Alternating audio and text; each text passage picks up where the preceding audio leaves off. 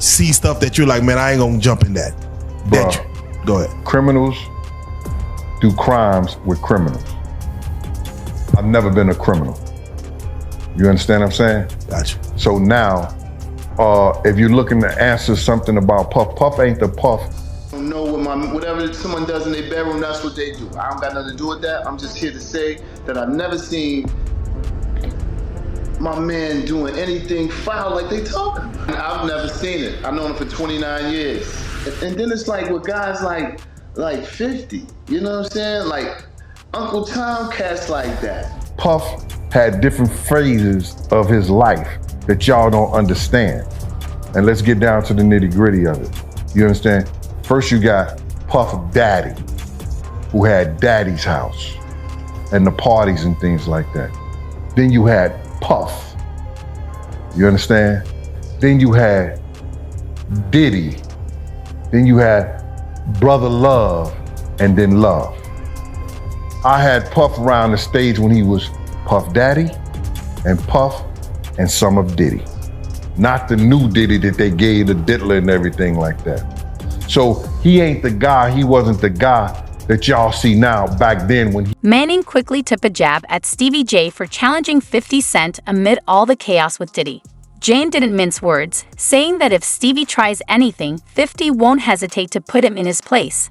The drama started when 50 began calling out Diddy on social media, making some serious accusations and keeping the feed alive for months. I don't know if y'all saw the post when 50 posted about me. Of course you guys seen it. Yeah.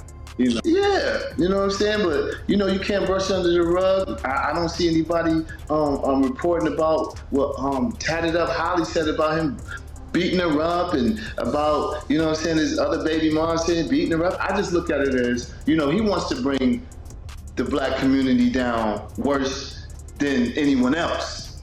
How is that so? I said what I said on my post and I'm standing on that too.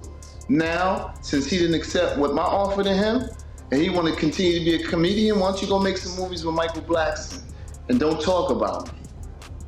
Okay. If you don't want to fight, if you don't want to donate to charity, donate the bread to charity and fight. Don't stop being a girl and talking about dudes. I find it funny that, you know, when they first try to crucify somebody, they go through the media first, and they're just flooded with lies and propaganda. I'm not concerned about this Curtis. I mean, this dude Curtis. You know what I'm saying? He's Uncle Tom, and that's just what it is. I'm gonna speak on 1,000% of what I know to be true about my guy. My spirits are up. He's spending time with his children and his mother. You know what I'm saying? I'm working out.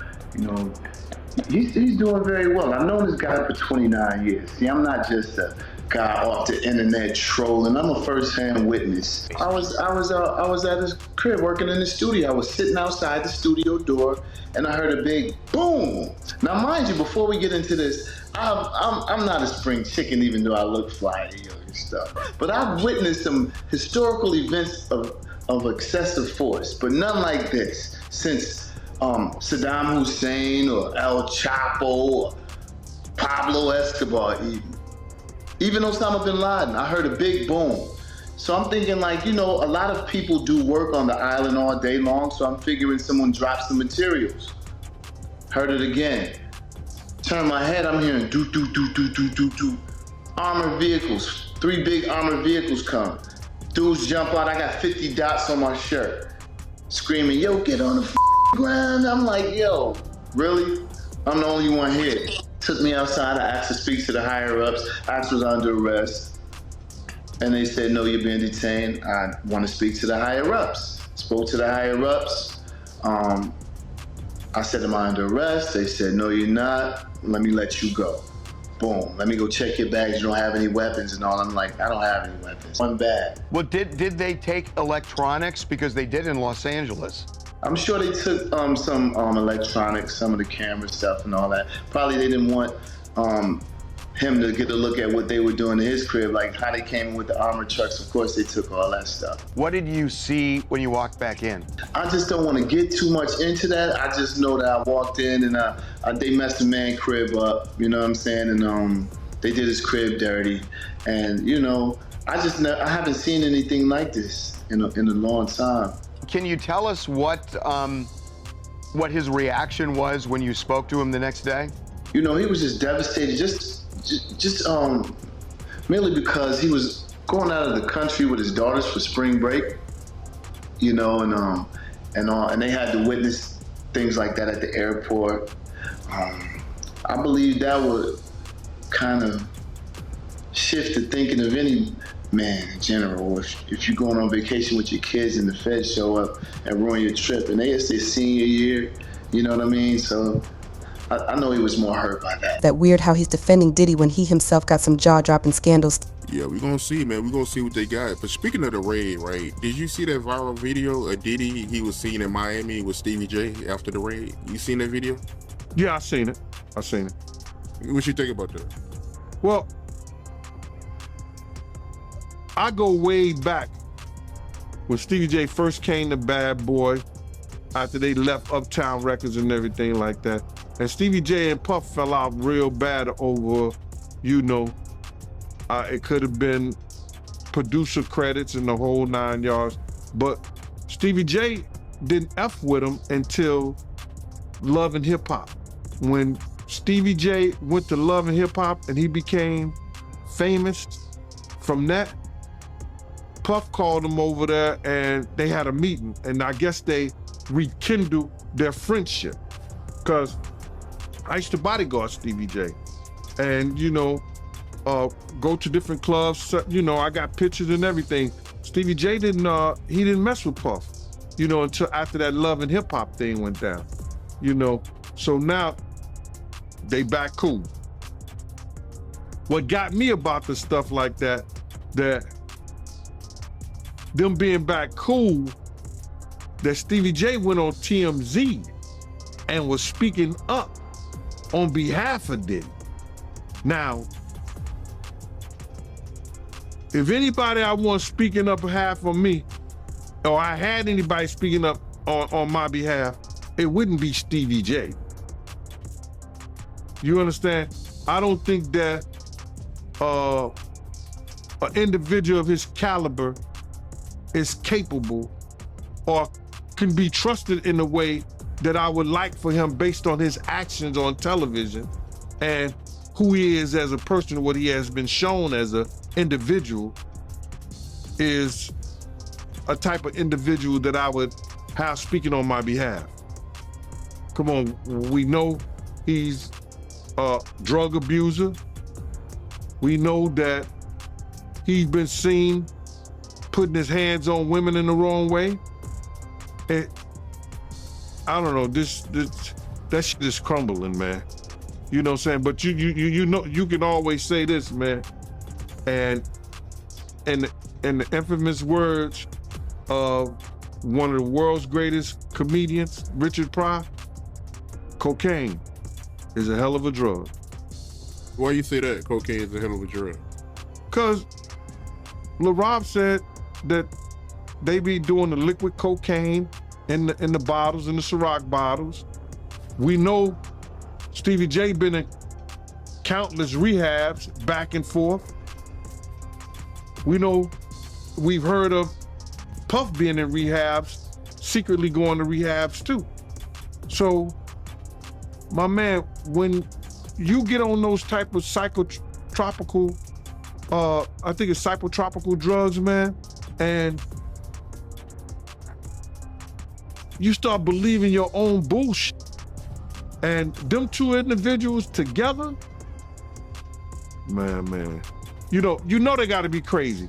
Something gotta be wrong with when he sit up there and he said that he wanna challenge 50, and I don't know much about that clout shit. Him challenging 50 to a fight, and we seen how 50 Cent, we seen how Stevie J fight on Love and Hip Hop and all that other bullshit. Him Scrappy, him this other cat. My man, there's no way. There's no way. He don't want it with 50, bro. That's if that ain't cocaine, the Pope ain't Catholic. So you feel like 50 Cent would give Stevie J that work? It wouldn't even be a job. 50 Cent will whoop niggas like Stevie J on the way to a real fight. You seen 50 fight before?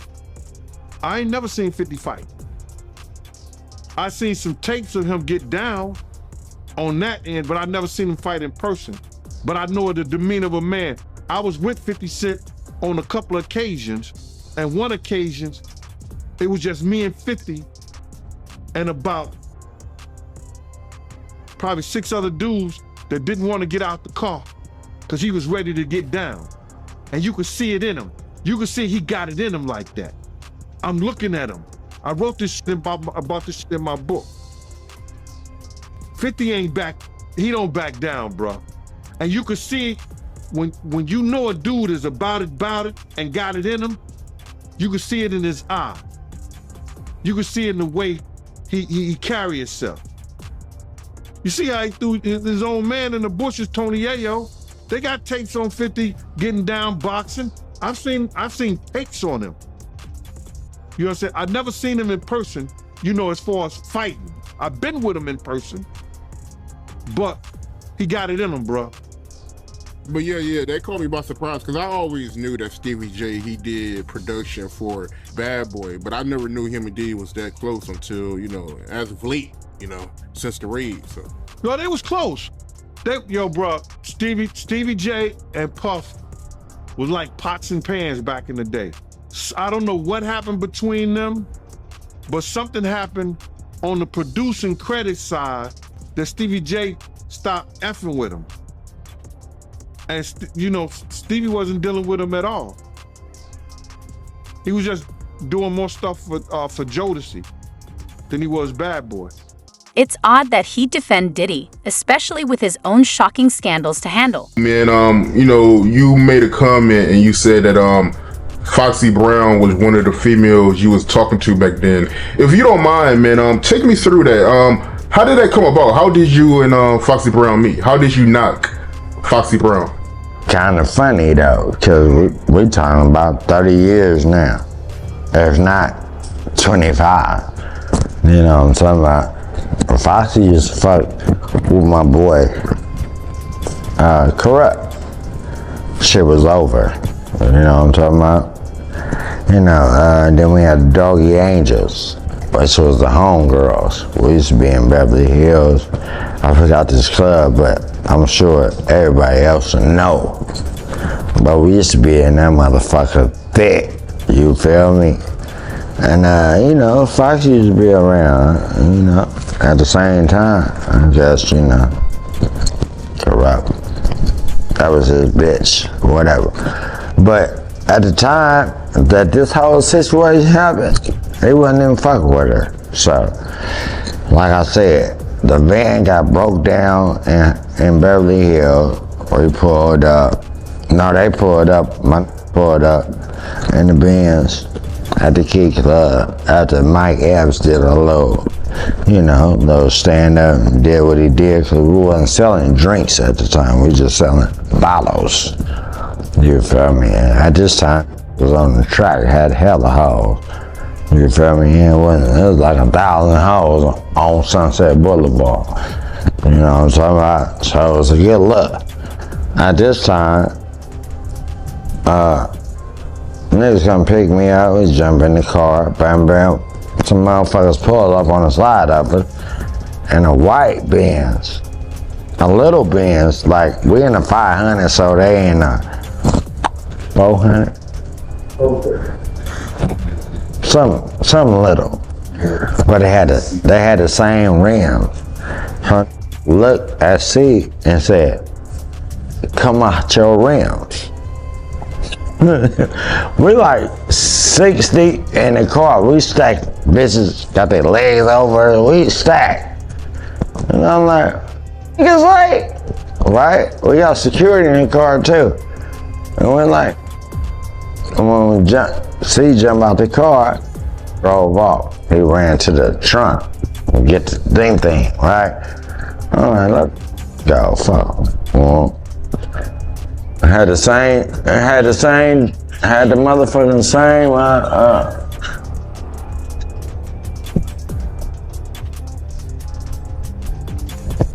had the same shit, right?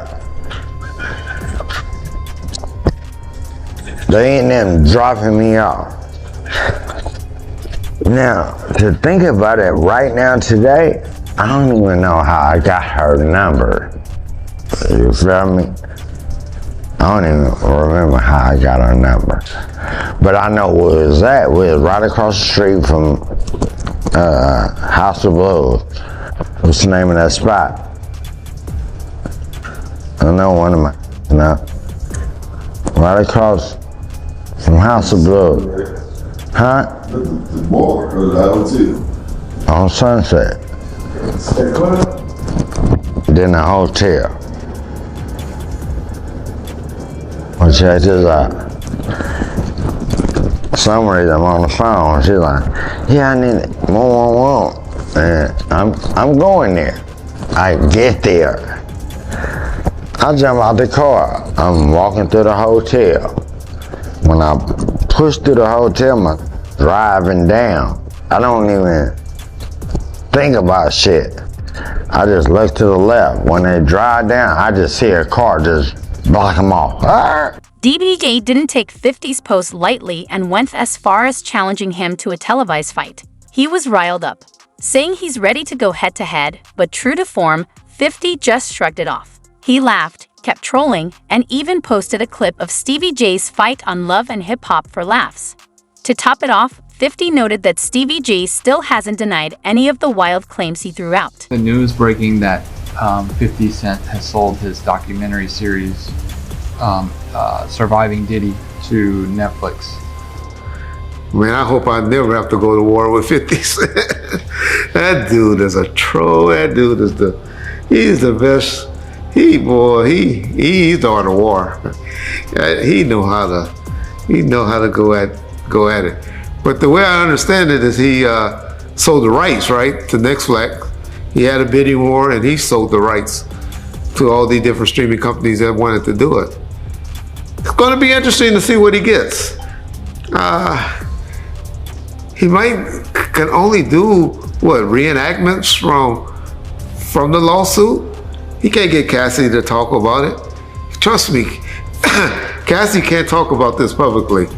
They might can get law enforcement, might can get her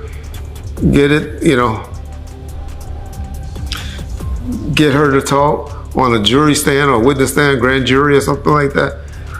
But just to go and do interviews, she can't do it.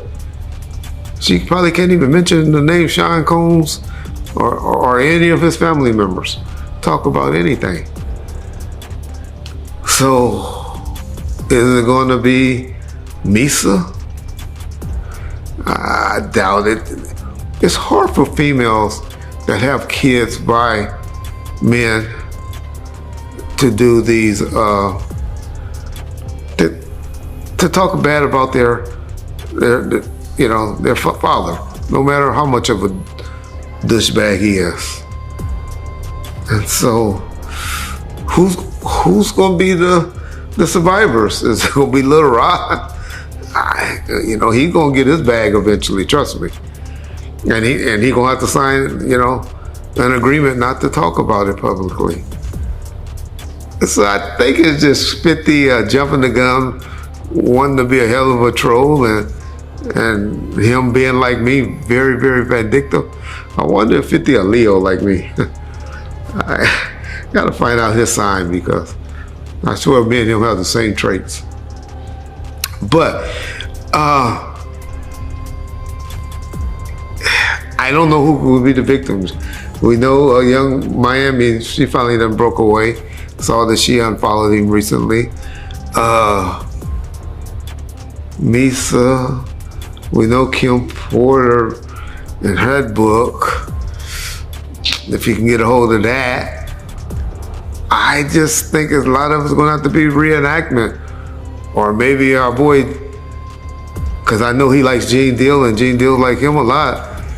Maybe my boy Arthur Diallo about to get rich and he licensed a lot of his footage from Art's channel. Or Mark Curry, whatever, he said. I'm just wondering where they're gonna get the footage from. Who are they gonna get to speak on that? Did 50 find the male escorts? Or is it gotta be just reenactments? from the different lawsuits. And there's a new young lady that came out and filed a new lawsuit recently. Maybe it'd be worth her while just to tell her story and not, go through with the lawsuit, or at least sign an agreement and just demand. I can't sign an agreement saying I'm not going to talk about it. The issue is we want to see the people, like we did on the Surviving R. Kelly. Y'all saw parents. Y'all got Art to talk a little bit. Y'all got, R. Kelly to talk a little bit. Y'all got footage of things that had happened.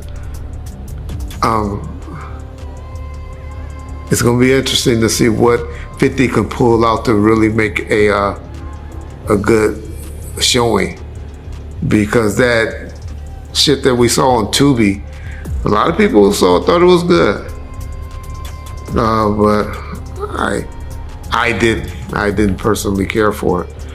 But even though Gan, Diddy's former bodyguard, jumped right into the mix, saying Stevie J wouldn't stand a chance against 50. It's just more fuel for the ongoing drama between these hip-hop heavyweights. Meanwhile, 50 stays unbothered, relentlessly keeping the heat on anyone tied to Diddy, as Stevie J scrambles to defend his friend's honor. Fucking TMZ, we'll be getting contact real soon, because we just noticed, John and I just discovered that y'all did use some of our footage with WAC 100 on that show, and y'all ain't contact us. Y'all know y'all can't be licensing stuff without, or putting stuff in TV shows without it getting licensed. So that's where I think 50 gonna go. He's gonna go to reenactment things from reading things. And are y'all gonna be happy with that? Are y'all gonna wanna see reenactments, or are you gonna really wanna see live footage, live interviews?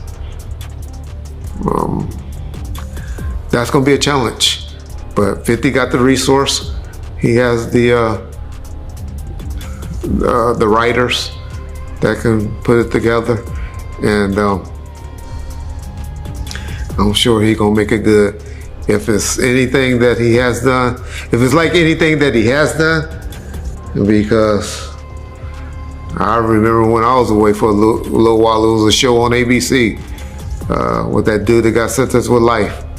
And we used to sit around the table watching that, waiting for that to come on every night, or Monday night or Tuesday night, whenever it came on.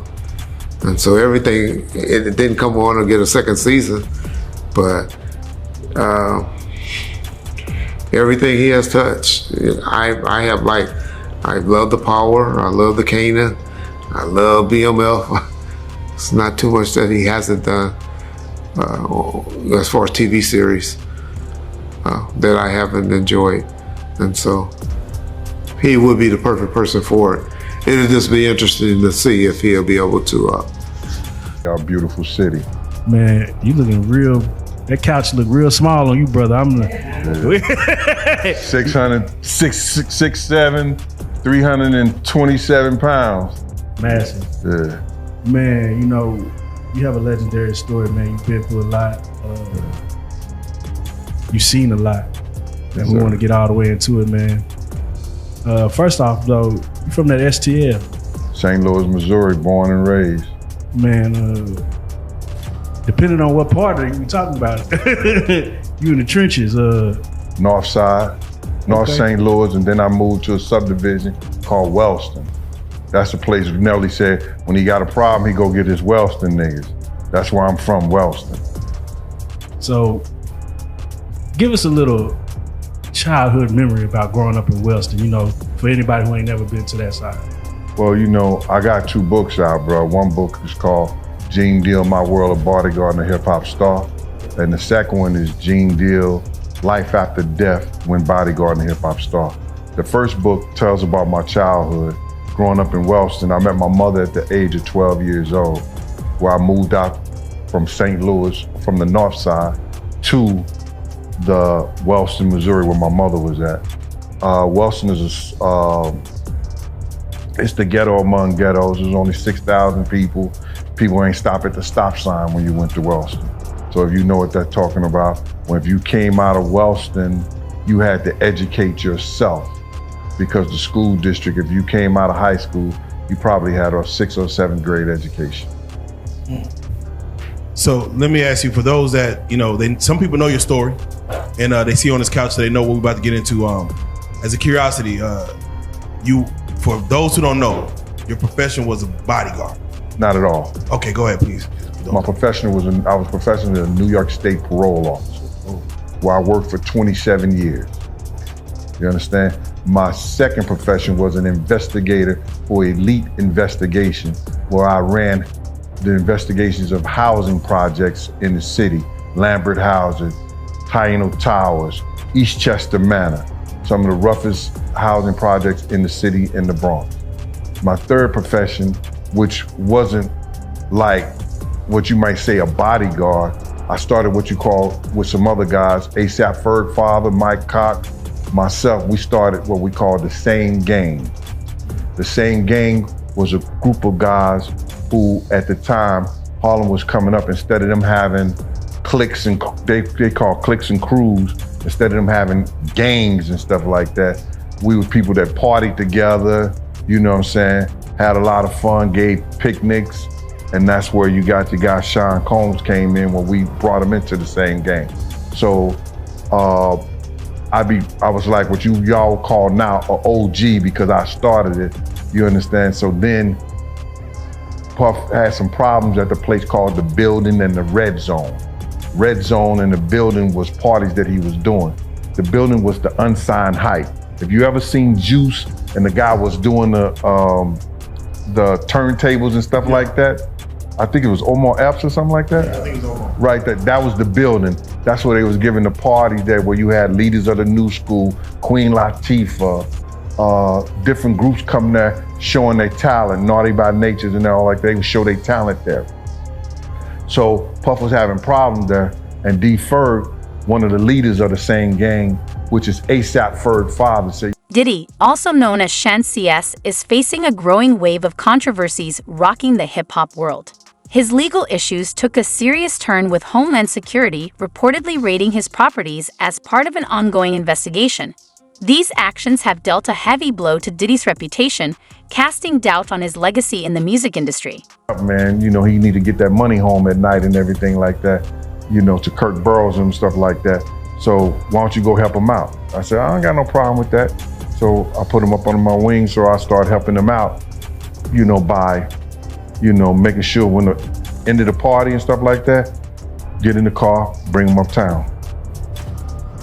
So to answer your question, I'm sorry about that, my profession first was, like I said, parole officer, then investigator, which it was with the housing projects and stuff like that.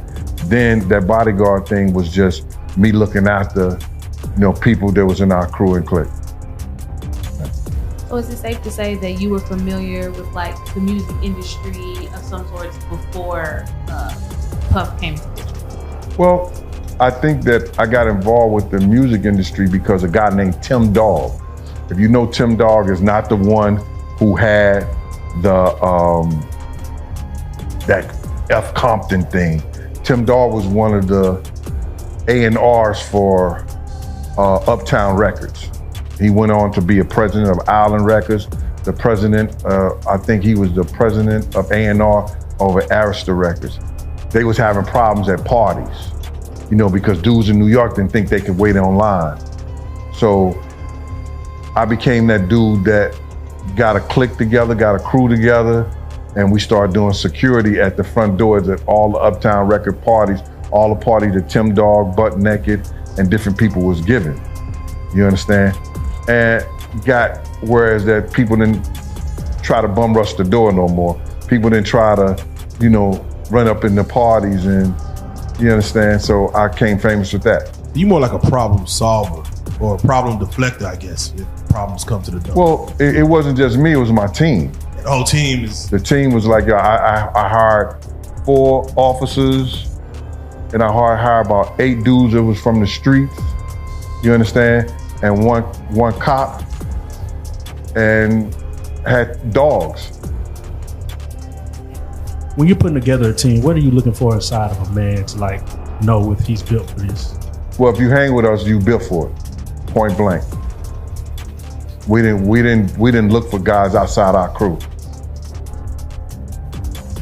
So when you were at these parties and, you know, making sure things were going certain situations, were there any younger cats that we might recognize today that would ever try to like act like they were better than, or try to force their way or push their way past y'all?